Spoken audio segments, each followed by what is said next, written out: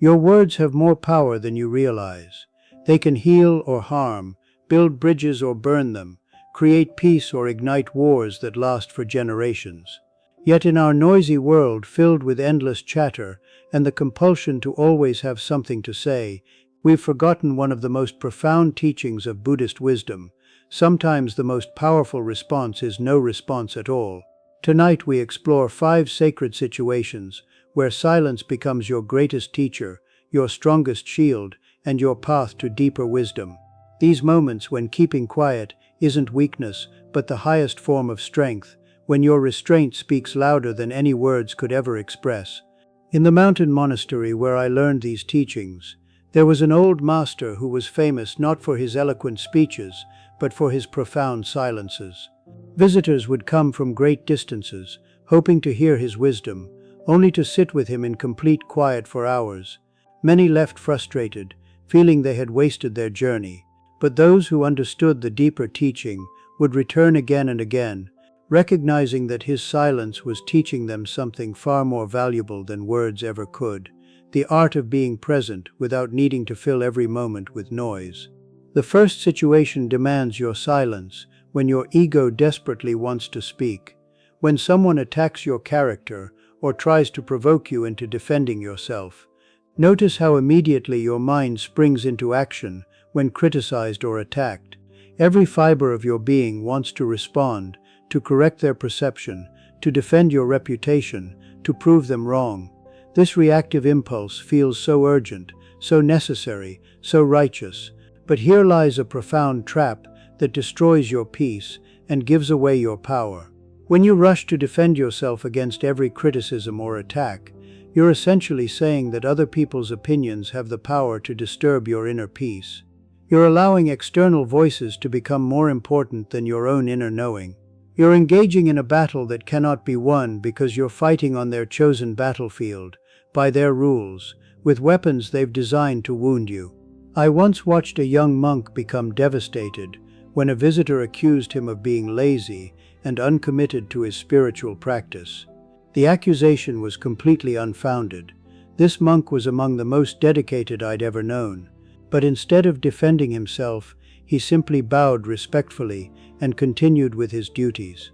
Later, when I asked him about his response, he smiled peacefully and said, "If someone calls the sky green, does the sky need to argue? It remains blue regardless of what anyone says about it."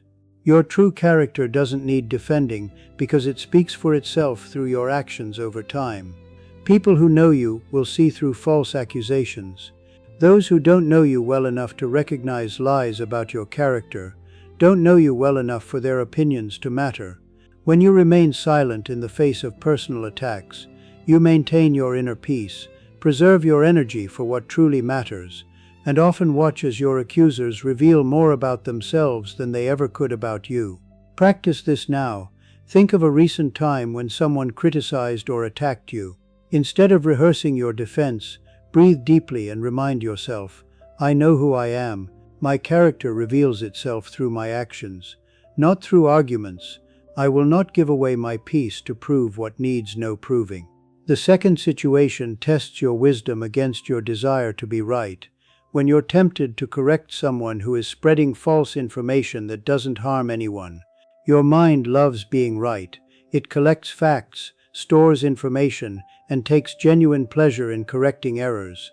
There's nothing inherently wrong with accuracy, but the compulsion to correct every mistake you encounter can become a form of spiritual noise that disturbs both your peace and others' dignity. Consider the difference between correction that serves love and correction that serves ego. When someone shares incorrect information that could cause harm, dangerous medical advice, directions that could get someone lost, information that could damage relationships, loving correction serves everyone. But when your urge to correct comes from intellectual superiority, from the need to demonstrate your knowledge, or from simple irritation at hearing something wrong, your correction serves only your ego's need to feel important. In the monastery, we learned that wisdom includes knowing when to share knowledge and when to hold it in compassionate silence. There's a beautiful teaching story about 2 monks walking past a village where people were gathered around someone telling an incorrect version of a Buddhist parable. The younger monk immediately wanted to approach and correct the storyteller. The elder monk gently guided him away, saying, "If his story brings them comfort and harms no one, what purpose would our correction serve except to satisfy our own need to be right?" This doesn't mean abandoning all discernment or allowing harmful misinformation to spread unchallenged. It means choosing your corrections wisely, speaking up when love demands it, and remaining silent when only ego desires it. Often the most loving response to harmless error is simply to let people have their version of truth, while holding your own knowledge quietly within. Notice how much mental energy you spend wanting to correct others throughout a typical day. That energy, when redirected toward your own inner development, becomes a powerful force for genuine wisdom rather than mere intellectual display. The third situation reveals the futility of trying to change minds that aren't ready to open. When arguing with someone who has already made up their mind and isn't genuinely interested in dialogue. We've all been there, locked in heated discussions with people who aren't actually listening, who are simply waiting for their turn to speak, who have no intention of considering any perspective other than their own. These aren't conversations, they're competing monologues disguised as dialogue. Recognizing a closed mind isn't about judging the person, but about preserving your energy and sanity. Some people approach discussions not to learn or explore truth together, but to win, to dominate, to prove their superiority, or simply to hear themselves talk. Engaging with this energy is like trying to fill a cup that has no bottom. No amount of brilliant points, logical arguments, or passionate appeals will ever be enough, because the goal isn't understanding but victory. I learned this lesson painfully during my early days at the monastery. A visitor came who seemed interested in Buddhist teachings, but actually wanted to debate and prove the superiority of his own belief system. I spent hours engaging with his challenges, thinking I could help him see the beauty of the Dharma through patient explanation. Instead, I exhausted myself, disturbed my own peace, and gave him a stage for his intellectual aggression. The master who observed this interaction later told me, "When someone comes not to learn but to teach you their righteousness, the kindest response is to stop providing them with an audience." Learning to recognize when someone isn't genuinely engaged in dialogue is a crucial life skill. Look for signs. Do they ask questions or just make statements? Do they acknowledge any validity in your points or dismiss everything immediately?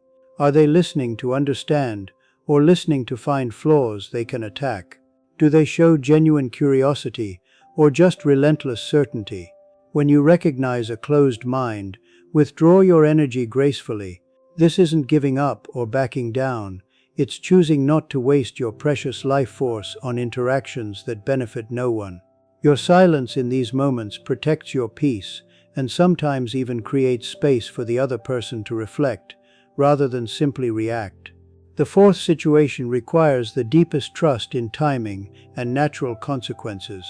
When someone is making a mistake you can clearly see, but they need to learn through their own experience. This might be the most challenging form of silence, because it requires you to watch someone you care about potentially suffer when you believe you could prevent their pain with just a few words. Your desire to protect others from mistakes comes from love, but it can also come from a subtle form of spiritual arrogance, the belief that your perspective is always clearer, your judgment always better, your vision always more accurate than theirs. Sometimes people need to touch the hot stove to truly understand that fire burns. Sometimes the lessons they're meant to learn can only come through direct experience, not through warnings from well-meaning friends. This doesn't mean becoming coldly indifferent to others' struggles or never offering guidance when asked. It means distinguishing between situations where your input would genuinely help and situations where it would only rob someone of necessary learning experiences. It means trusting that other people, like yourself, are capable of learning, growing, and finding their way through challenges. In the monastery there was a young monk who consistently stayed up too late reading spiritual texts, then struggled to wake up for morning meditation. Many of us wanted to lecture him about balance and the importance of rest, but our teacher suggested we simply let him discover the consequences naturally. After several weeks of exhaustion and missed practices, the monk himself realized the problem and adjusted his schedule. He learned the lesson far more deeply than any external advice could have taught him. Your silence in these situations is an act of respect for others' autonomy and wisdom. It says, I trust your capacity to learn and grow. I don't need to rescue you from experiences that might teach you something important. Sometimes the most loving thing you can do is step back and let life be the teacher. The fifth and perhaps most profound situation calls for silence that creates space for true connection. When someone is sharing their pain and doesn't need advice but simply needs to be heard. In our fix-it culture, we've learned to respond to others' suffering with immediate solutions, suggestions, and attempts to make everything better. But often what people need most isn't your wisdom, it's your presence. Not your words, but your witness. Not your solutions, but your solidarity. When someone shares their grief, their fear, their confusion, or their pain, notice your immediate impulse to respond with advice, similar experiences from your own life, or attempts to minimize their suffering with reassurances like everything happens for a reason, or it could be worse. These responses, while well-intentioned, often leave the person feeling unheard, dismissed, or burdened with the additional task of managing your discomfort with their pain. The gift of witnessing silence, truly listening without preparing your response, truly being present without needing to fix anything, is one of the most healing offerings you can give another human being. In this quality of presence, people often find their own answers, discover their own strength, or simply experience the profound relief of being fully accepted in their struggle. I remember sitting with a fellow monk who had just received news of his mother's illness. My mind immediately began generating responses, spiritual teachings about impermanence, suggestions for how he might help, reassurances about her strength and medical care. But something deeper guided me to simply sit with him in complete silence, holding space for whatever he needed to feel or express. After 20 minutes of quiet tears, he looked at me with such gratitude and said, "Thank you for not trying to make this better. I just needed someone to be with me in this." This kind of silence requires tremendous trust. Trust that your presence alone is enough. Trust that others have their own inner wisdom. Trust that sometimes the most powerful healing happens, not through words but through the quality of attention you bring to another's experience. These 5 situations where silence serves wisdom aren't about becoming passive or withdrawn from life. They're about developing the discernment to know when your words will truly serve and when your silence will serve even better. They're about choosing your battles wisely, conserving your energy for what matters most, and creating space for deeper truths to emerge naturally. Silence isn't empty, it's full of presence, awareness, and potential. In the spaces between words, wisdom grows. In the pause before reaction, clarity emerges. In the choice to remain quiet when you could speak, you often discover powers far greater than anything language could express. As you move through your days, begin to notice these 5 situations as they arise. Feel the urge to speak, then pause and ask yourself, would my words serve love or ego? Would they create understanding, or simply satisfy my need to be heard? Would they help, or would my silence be the greater gift? In that pause, in that choice, lies one of the most profound spiritual practices available to any human being. Your silence, chosen consciously and offered with love, becomes a form of service to the world. It creates space for others to find their own voice, discover their own wisdom, and experience the profound healing that comes from being truly witnessed, rather than constantly corrected, advised, or fixed. If these teachings on sacred silence resonate with your own experience of choosing words wisely, please share this wisdom with others who might benefit from remembering the power of conscious quiet.